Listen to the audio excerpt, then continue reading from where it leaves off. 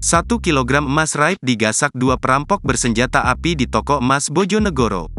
Toko emas di Pasar Desa Klepek, Kecamatan Sukosewu, Kabupaten Bojonegoro dirampok pada Senin, tanggal 30 Oktober tahun 2023, pagi menjelang siang.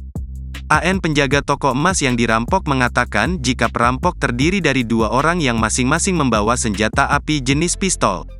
Dua perampok bersenjata api itu, ungkap pria berusia 35 tahun ini, mendatangi toko emas dengan berboncengan mengendarai motor Yamaha Mio warna merah. Saat beraksi, satu perampok berdiri di depan toko dan satu lainnya menggasak emas yang ada di etalase toko sambil menodongkan pistol kepadanya.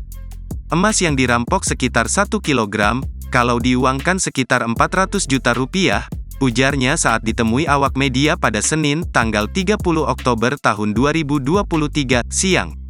AN melanjutkan, saat kejadian dia tak melakukan perlawanan sama sekali sebab ketakutan. Baru ketika dua perampok itu kabur, dia baru berteriak minta tolong ke warga sekitar.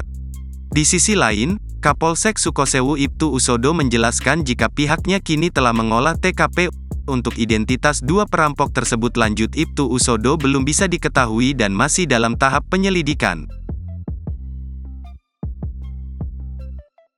Download Tribun X sekarang, menghadirkan lokal menjadi Indonesia.